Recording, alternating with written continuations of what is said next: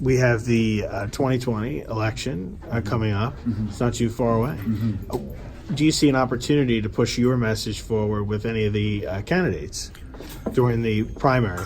Absolutely. We want all of them to be aware of what the commission is doing, HR 1242, and all of our initiatives throughout this year. We want to be able to bring to the table. Juneteenth. We want to do all we can do to help that become a federal holiday, a federal national holiday all across this country.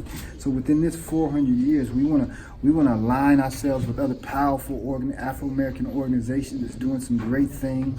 And I think from an election year, I think if we can really get Juneteenth to become a federal holiday, and everybody can push for that, I think that would be a landslide, because that should have been done long time ago.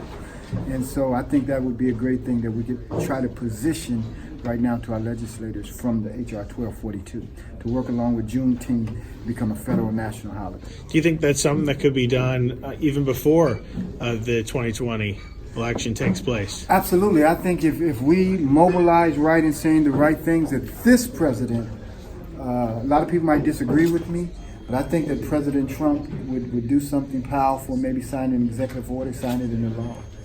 I think if we asked him powerfully enough, I think that could be done, get it done. I don't know why it wasn't done in 2015, because from my understanding, there was a strong push to get Juneteenth to become a federal holiday then, but it didn't happen. So I think we have to make it happen this year.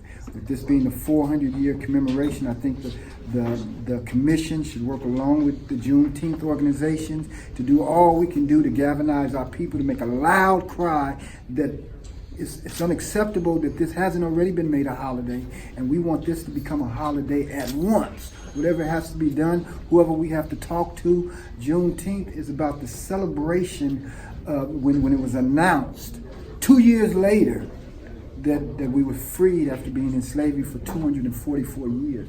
I think Dr. King's birthday is a powerful holiday for us, but I think Juneteenth possibly should have came before that. And you see an opportunity in terms of the White House, perhaps doing some outreach there and getting a meeting with members of the White House to maybe get that done? Absolutely. That's a part of what we would like to work along with the commission and Juneteenth organization to do all we can to bring our voices together in a strong manner, stronger than what was done in 2015. I think this is the time now to make sure that happens. And I think it's going to happen. I believe it's going to happen. And the last one for you, with Nick Cannon involved, anything with his projects or his outreach that you have planned, collaborating with him to get your message out? Absolutely. I've been running Nick's Foundation working with Nick's Foundation for the last 15 years or so, maybe more. And what we've been endeavoring to do is empower young people through the media. And because of the internet now, we can get young people utilizing the media, putting up internet radio shows, video vlogs all over this country.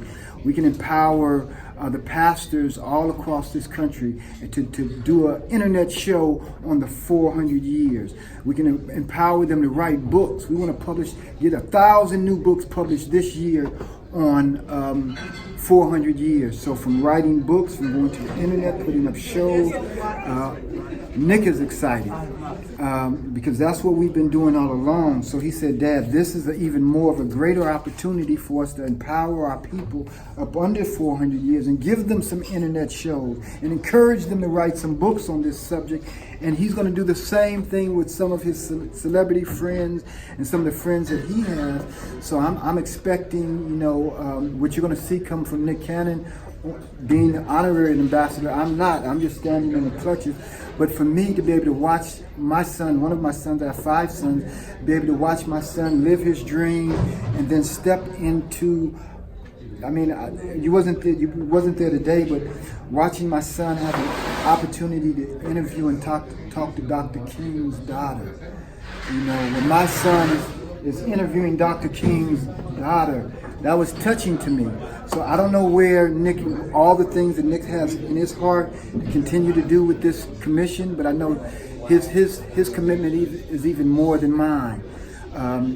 Some of the things he's doing, I'm expecting him to bring a whole lot more sizzle to what the commission is doing and bring some other people to the commission that didn't know about the commission.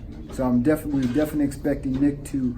We're expecting him. Hopefully, he'll start hosting a show, and once a week on the 400 Years Commission with the chairman of the commission and a few other the commissioners.